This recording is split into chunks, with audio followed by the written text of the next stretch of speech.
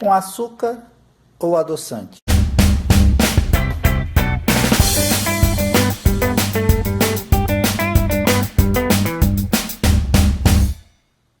O meu hábito é o seu vício. O seu vício é o meu hábito.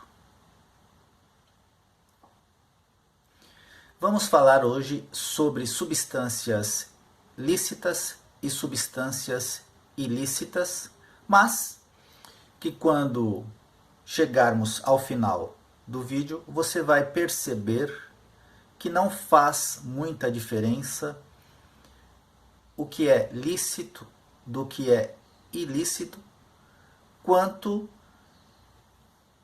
refere-se ao modo de você ficar entorpecido. Eu vou falar dos três segmentos mais entendíveis sobre isso, que você vai compreender logo, que são substâncias, são segmentos que vão entorpecer o ser humano, mas existem outros, muitos outros segmentos que entorpecem, que fazem uma lavagem cerebral e que tem um aspecto muito mais não levanta tantas suspeitas, né? Tem um aspecto muito mais inocente, eu diria, né? De aparência inocente, mas que é tão nocivo quanto estes, os quais vamos abordar hoje, né? Eu vou abordar então através da vida de figuras históricas. Então vamos abordar utilizando este livro, Elvis, What Happened. Vamos usar também este aqui, do médico de Elvis, The King and Dr. Nick. Vou usar também o livro do Rui Castro, Estrela Solitária, abordando a vida do Garrincha. Também o livro Vida, de Keith Richards, o lendário guitarrista dos Rolling Stones. E também vamos trazer alguns parágrafos do livro de Albert Goldman, Elvis. Eu vou usar trechos, parágrafos de todos esses livros para tentar mostrar como que essas substâncias atuam no sistema nervoso, atuam sobre o nosso comportamento.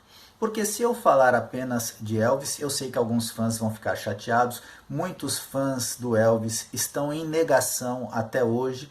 Eles gostam muito de dizer que Elvis tomava medicamentos e que Elvis era uma pessoa doente. E Elvis era um dependente químico. Ele tinha várias doenças ao final de sua vida, mas a principal doença que acarretou sua vida inteira foi a dependência química, ok? Então, quando falamos de drogas de rua, você imediatamente concorda comigo que isso é prejudicial à saúde do ser humano. Quando vamos falar de uma cervejinha, a própria propaganda já mostra aquela loira, aquele churrasquinho, aí aquilo já fica uma coisa, fica mais, né, bonitinho, mais soft, mais tranquilinho. E quando falamos de remédios, basta que o médico lhe receite, lhe dê uma receita médica, você vai até a farmácia, eles carimbam, pegam seu endereço, seu CPF e você traz a droga para casa. Mas muitas vezes não, lá nos Estados Unidos é dito drugs. E aqui então a gente quando traduz para drogas, e aqui não são remédios. O fã do Elvis gosta muito de se enganar e pensar que seu ídolo apenas tomava remédios para algumas doenças. Elvis era um dependente químico, Garrincha era um dependente químico, Keith Richards, em boa parte da sua vida, a vida inteira, foi um dependente químico. Ele é vivo hoje ainda, porém até 2010, quando foi o copyright desse livro, ele estava livre dessas substâncias químicas. Tá, eu vou começar então rapidamente, contando uma história bastante intrigante, né? E diz respeito sobre drogas ilícitas e droga lícita. Alguns anos atrás eu tinha um vizinho, eu morava em outro endereço, e eu tinha um vizinho, um garoto, aproximadamente uns 20 anos, e ele tocava guitarra o dia inteiro e fumava maconha o dia inteiro. O cheiro, quando você passava na calçada, era evidente. Logo ao lado da casa dele, pouco tempo depois, um ex-policial montou uma oficina de motos. E eu lembro que o dia da inauguração, o quarteirão inteiro estava tomado por motos, essas motos estilo Hell Angels, pessoas que têm um grupo com jaquetas, com nome, com tatuagens, e eu lembro que eles ocuparam o quarteirão inteiro e eu não conseguia tirar meu carro, ninguém conseguia tirar o carro, porém, esse ex-policial, conforme ele tocou a sua oficina, ele se incomodou com o garoto ao lado, principalmente quando esse garoto recebia a visita de um outro que trazia um tropete, e especialmente quando esse garoto do tropete vinha, o cheiro que saía da casa vizinha, a maconha era muito, 10, 20 vezes mais forte. Como esse ex-policial ele tapou a frente do seu estabelecimento com vidro, com uma porta de vidro sem janelas, eu calculo que a fumaça da maconha dos garotos viajava pelo corredor e entrava pelas vitrôs laterais. Bom, resumindo, ele chamou a polícia. Seus ex-companheiros de farda logo vieram prontamente. Tinha uns 3, 4 carros, mas eu acho que nenhum, e se fosse um assassinato, teria vindo tantos carros quanto veio aquele dia. E apavoraram os garotos, tomaram uma descalçadura. Inclusive, o vizinho ficava com barulho de moto o dia inteiro e estava reclamando do barulho da guitarra dos garotos, enquanto que era o estabelecimento em uma avenida ruidosa sobremaneira, mas como eles estavam usando uma substância ilícita, abriu-se essa porta para a autoridade bloquear os garotos. O que os garotos fizeram na semana seguinte? Bem, eu achei genial, porque tem um quintal na frente da casa deles e o portão limita a calçada da propriedade privada. Eles simplesmente colocaram 3, 4 mesas nesse quintal, chamaram alguns outros amigos, inclusive com bateria, compraram 3 garrafas de vodka, compraram também conhaque, algumas caixas de cerveja. Veja, isso tudo são substâncias que vão deixar você mais alterado, talvez pior do que a maconha. Eu não estou defendendo a maconha, não estou defendendo a bebida. Só estou lhe dizendo como você pode ficar confuso com o que pode ser usado e o que não pode ser usado, mas o resultado, tanto do ilícito quanto do lícito, é o mesmo. Os garotos, então, usando uma substância química, porque não deixa de ser lícita, o ex-policial ao lado já não pôde mais chamar a polícia, porque você não vai chamar a polícia para o seu vizinho que está tomando cerveja. Ele pode tomar um caminhão de cerveja, ele pode entrar em coma alcoólico, inclusive. Mas não é assim mesmo. Nós andamos pela cidade, eu estou me referindo à minha cidade, São Paulo. Quando eu vou ao centro da cidade, eu vejo as pessoas caídas praticamente em coma alcoólico, e as pessoas, os transeuntes, apenas desviam, nem sequer mais se abalam, que é um ser humano que está ali, né, caído está prostrado. Mas, se você for fumar uma maconha, pode ser que a polícia vá até a sua casa. Não, mais uma vez enfatizando, eu não sou a favor da maconha, eu não sou a favor nem da cerveja, eu só estou contando como são as coisas. Então, os meninos foram abordados pela polícia na casa, propriedade privada, não havia um mandato, mas mesmo assim eles quiseram entrar na casa dos meninos. E no outro dia eles beberam até cair o dia inteiro na frente de todo mundo, porque quem passava na calçada era apenas um portão, uma grade. Você via, eu vi. E tocaram a música deles e se embebedaram à vontade. E o Estado permite que você faça isso. Mas se você puxar um fuminho que seja, então você já é um maldito de um maconheiro. Ok? Então aqui os textos que nós vamos entrar agora vai abordar exatamente isso. Keith Richards vai falar sobre heroína, sobre LSD e talvez alguns conservadores vão ficar, né? O Garrincha já seria a bebida que é totalmente lícito, né? E depois alguns textos com o nosso Elvis, e onde ele consome fármacos, remédios controlados, porém ele tinha a receita, os médicos passavam a receita para ele, então era totalmente legal.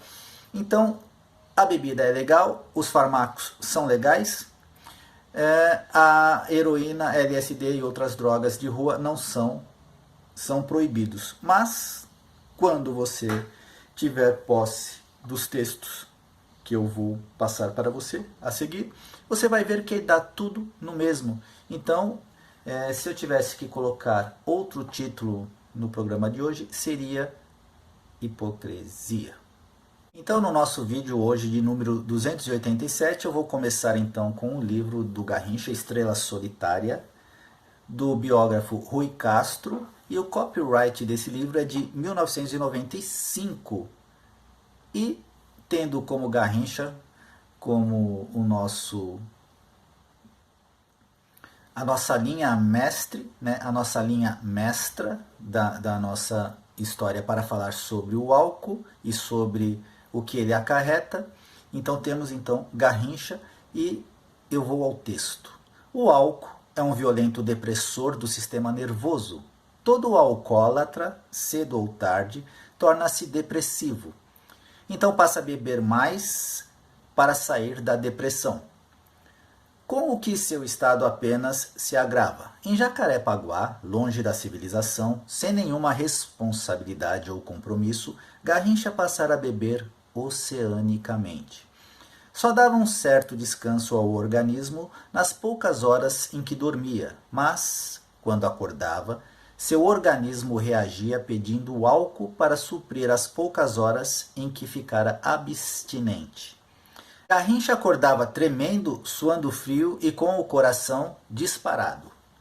Depois de uma ausência de horas, a Elza Soares, né, que era a esposa do Garrincha nessa época, ia apanhá-lo no botequim ou em casa de vizinhos. Encontrava-o adernado, de braguilha aberta, as calças mais arriadas do que nunca. Os vizinhos ou colegas de botequim a censuravam por estar indo buscar Garrincha quase pela orelha. Ela o proibiu de sair. Ele ia para o jardim onde seus amigos lhe atiravam garrafas durante a madrugada. Nessa época, Garrincha já começava a ficar incontinente, acordava de noite ou no meio da tarde, tateava em direção ao banheiro e, achando que estava diante do vaso, urinava em qualquer parede com azulejo. Com frequência não conseguia controlar-se e urinava pelo caminho ou na própria cama. Os problemas sexuais já vinham de algum tempo. Quando estava sóbrio, Garrincha não procurava Elza. Bêbado, queria de qualquer jeito. Nessas ocasiões ainda sustentava a ereção, mas tinha grande dificuldade para ejacular. Às vezes dormia no meio do ato. O cheiro de álcool parecia sair-lhe pelos poros. Podia ficar também uma semana sem barbear-se ou tomar banho.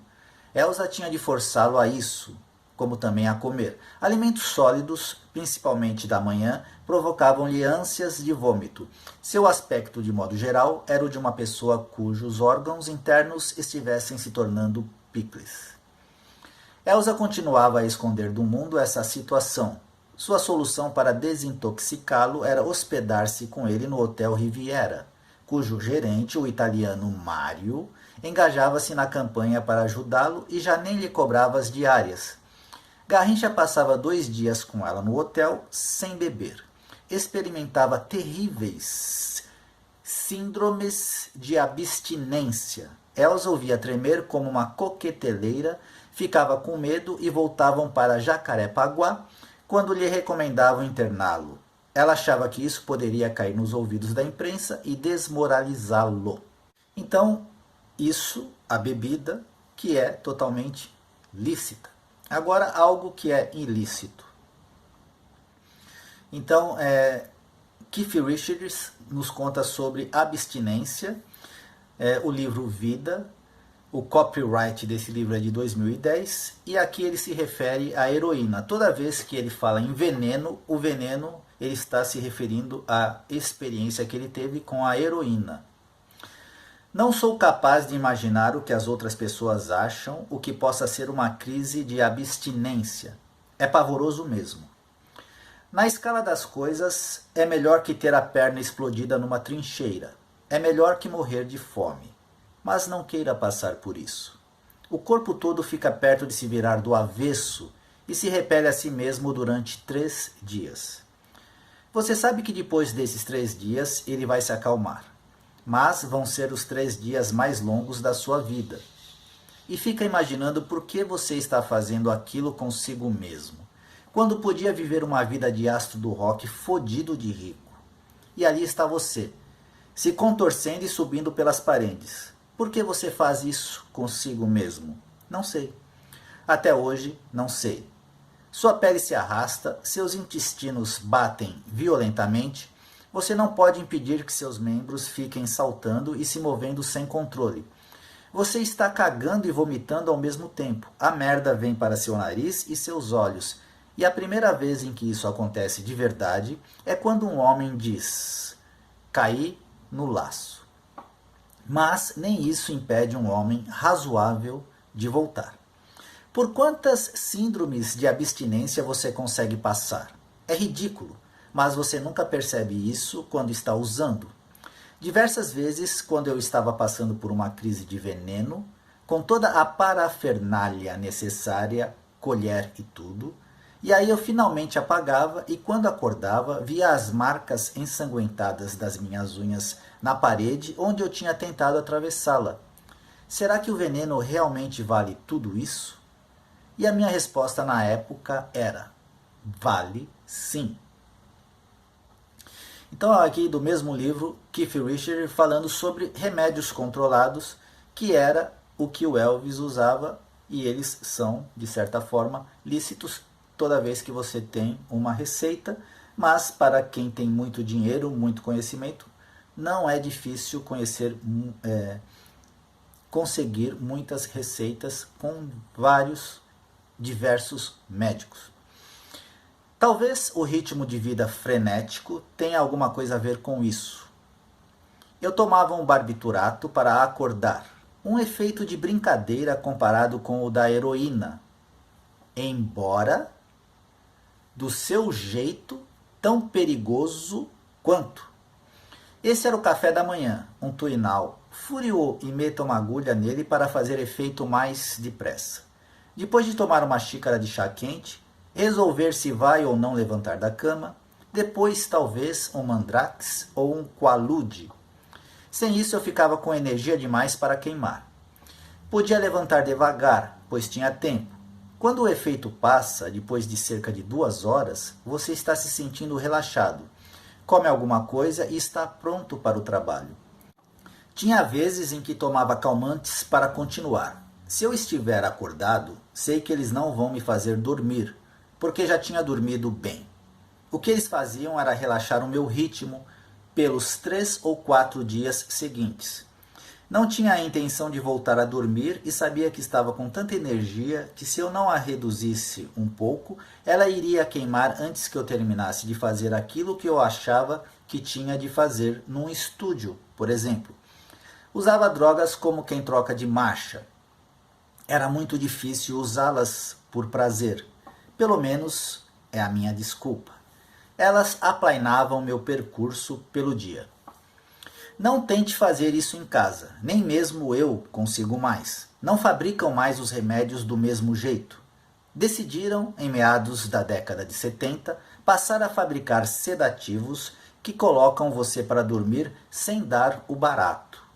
Eu iria aos confins do mundo para encontrar mais barbituratos. Sem dúvida, poderia encontrar alguns em um lugar qualquer do Oriente Médio, da Europa. Adoro meus sedativos. Estava tão imperativo que o tempo todo precisava me reprimir um pouco. Se você não quisesse ir dormir e ficar lá aproveitando o zumbido, era só ficar de pé um pouquinho e ouvir música. Tinha caráter. É isso que tenho a dizer sobre barbituratos. Caráter. Qualquer homem que valha o seu preço com relação aos sedativos sabe do que estou falando. Eles não me derrubam. Mantinham-me num certo nível. Para mim, as drogas que valem a pena no mundo são as puras. Tuinal, Seconal, Nembutal, Desbutal. Provavelmente foi um dos melhores que já existiram. Uma cápsula de cor estranha, vermelha e creme.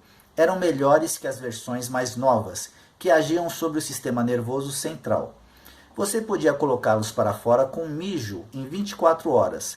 Não ficavam pendurados nas pontas dos seus nervos. A Lude ou Ludes são alguns dos comprimidos que Elvis costumava usar, né? São as drogas de uso mais indiscriminado do mundo, chamadas de wallbangers pelos jovens, produzem fala arrastada e perda do controle muscular, que foram características notáveis do comportamento de Elvis Presley em anos posteriores.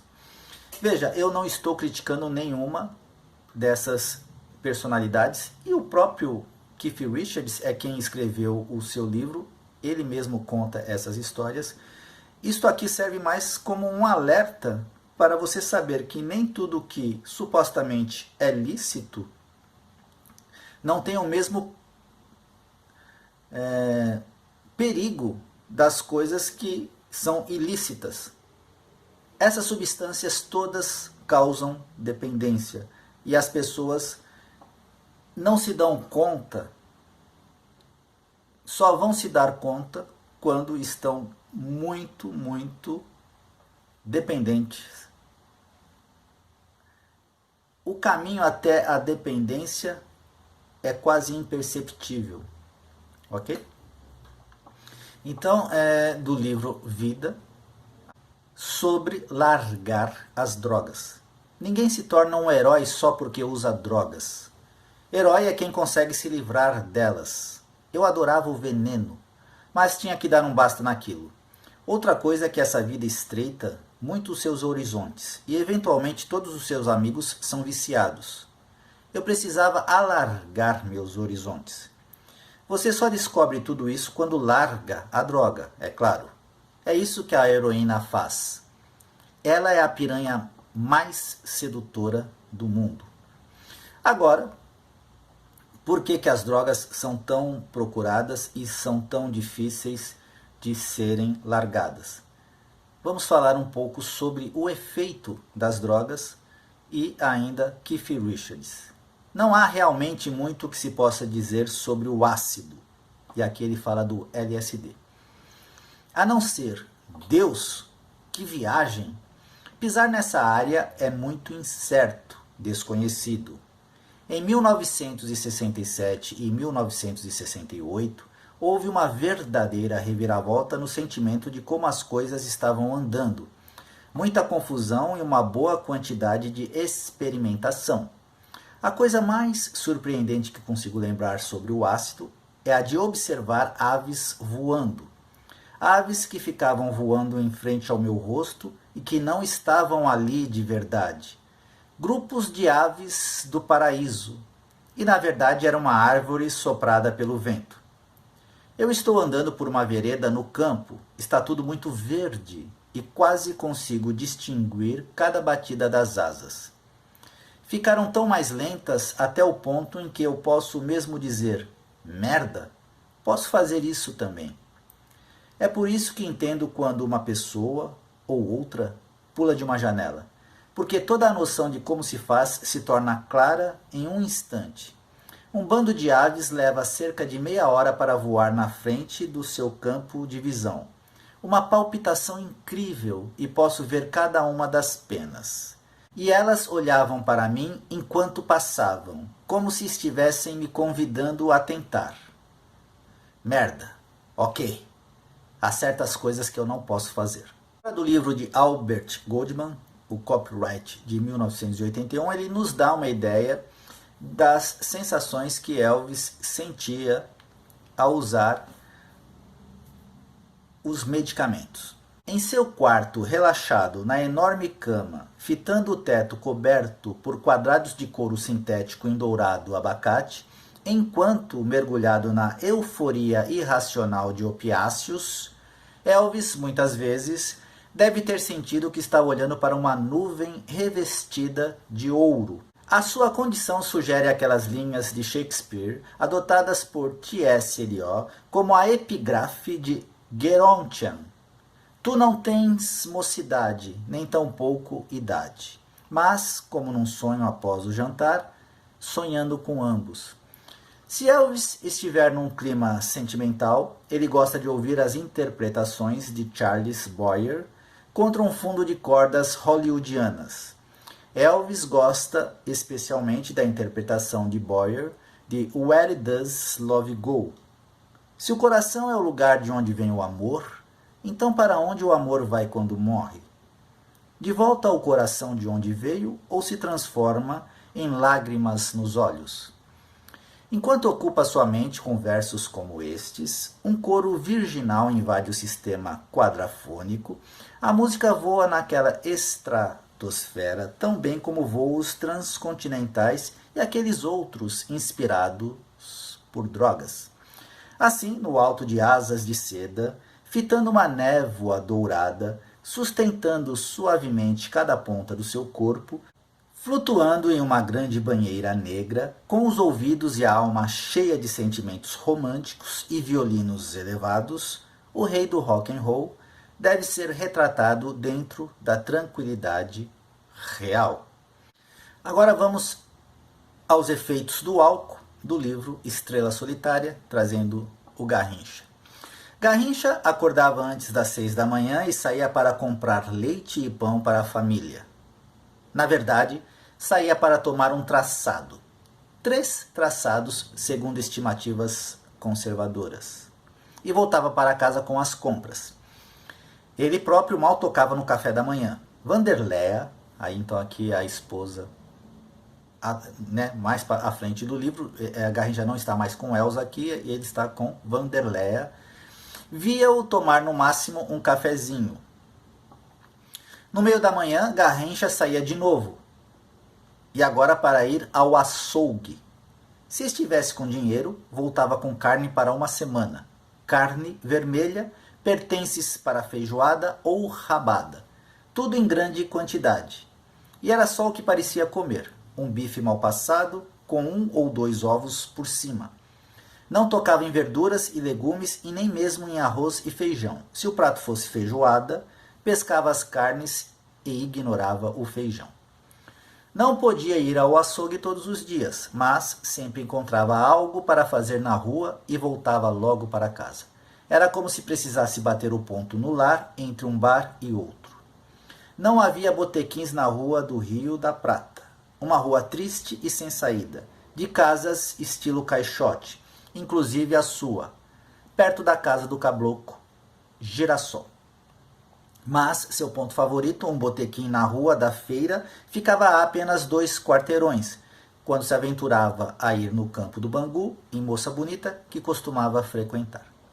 Na 5ª ou 6ª vez em que voltava para casa, já chegava trocando as pernas, mas não se podia dizer que estivesse bêbado.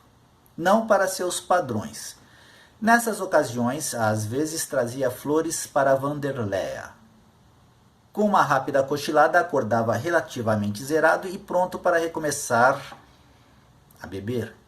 Quando Garrincha se demorava na rua, Vanderleia sabia que ele voltaria carregado pelos colegas de botequim, ou no carro da delegacia.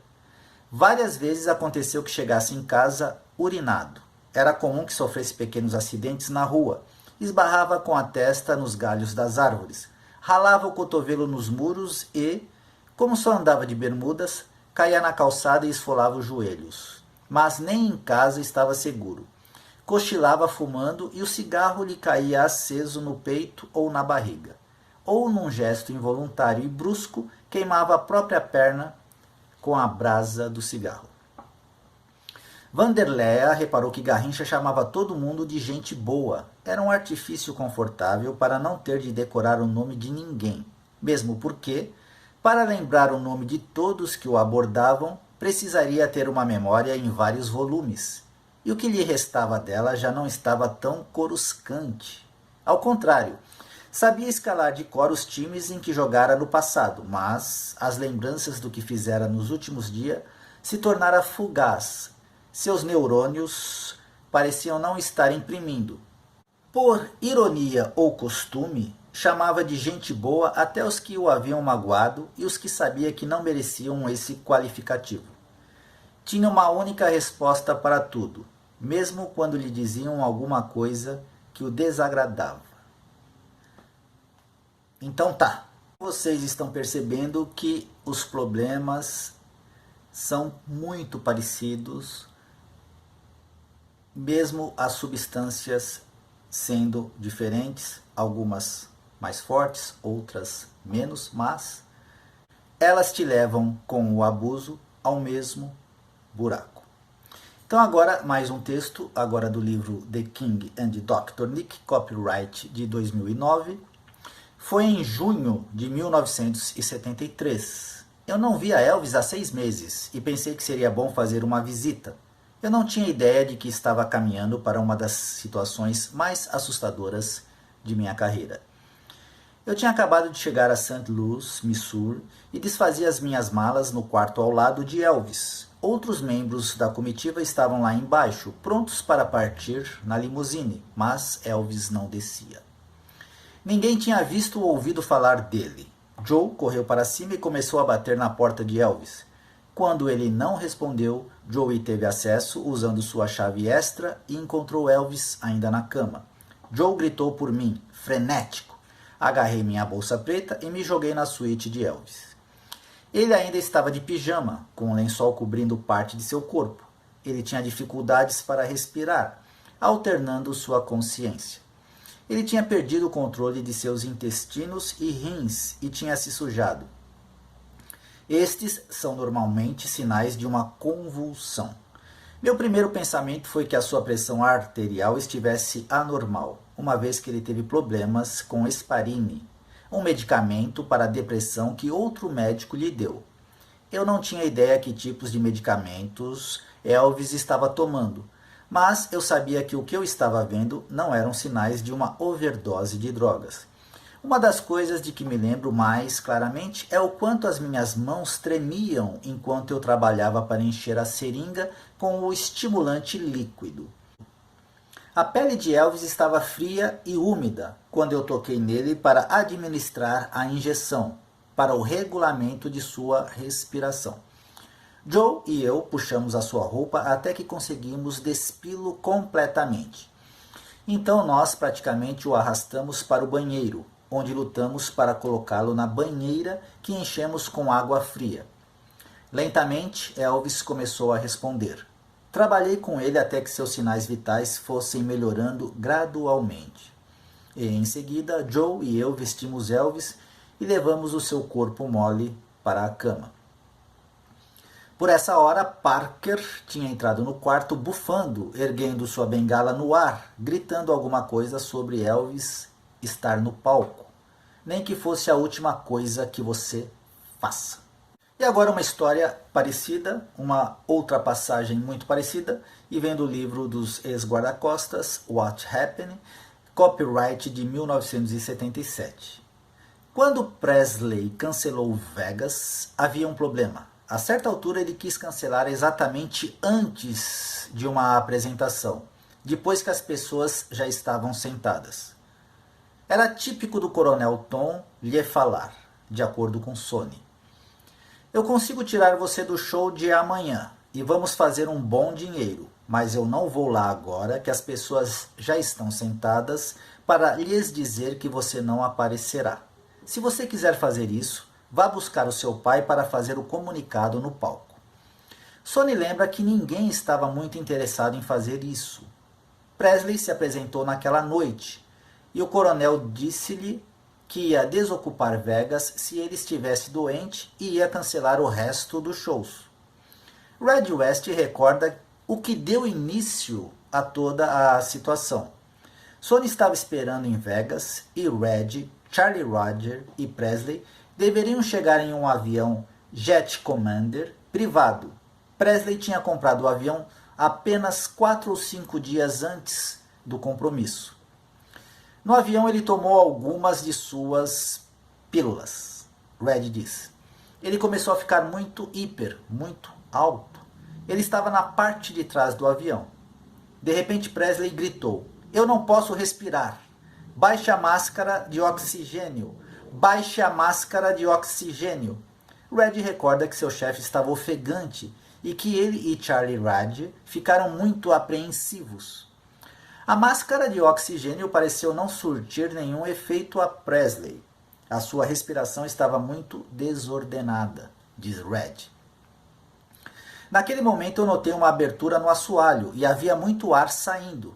Bem, eu disse a Elvis para se deitar no chão e colocar o seu rosto na ventilação onde o ar esguichava para fora. Então Red e Charlie ouviram as palavras de Presley que os amedrontaram. "Eu não vou fazer isso", ele suspirou. Terra! Uma aterrissagem de emergência foi feita em Dallas e Presley, Red e Charlie ficaram em um motel durante 5 horas enquanto o piloto modificava o plano de voo. Ele ficou bem logo depois disso, diz Red. Os efeitos da pílula tinham passado. Sony e Red dizem que viram Presley completamente apagado com o analgésico Demerol, com a cabeça e queixo caído, eles lembram. De tal maneira que alguém sugeriu que tirassem uma foto dele para que ele pudesse ver como se colocava naqueles tempos. Todos eles concordam que se não fosse o olho de águia do Dr. Nicopoulos, Presley poderia ter muito mais problemas com drogas. Tanto Red como Sony dizem que o Dr. Nick, assim como o Joe Esposito, muitas vezes pegariam as cápsulas e drogas de Presley e, clandestinamente, as substituíam por vitaminas inofensivas. O Dr. Sidney Boyer, que tratou os seus problemas de garganta, e o Dr. Gonen, que não estavam tão próximos de Presley, provavelmente não sabiam nada de seus abusos. Então, conclusão: tudo em demasia, seja lícito ou ilícito, não é bom. Se você não pode terminar algo que começou, pense muito bem antes de iniciar. Eu espero que o vídeo de hoje sirva de alerta para você quanto a substâncias, quanto a ideologias, quanto a coisas que possam alterar a sua mente e fazer com que você não pense direito e seu corpo acabe pagando por esses erros. Elvis Forever e um ótimo feriado a todos.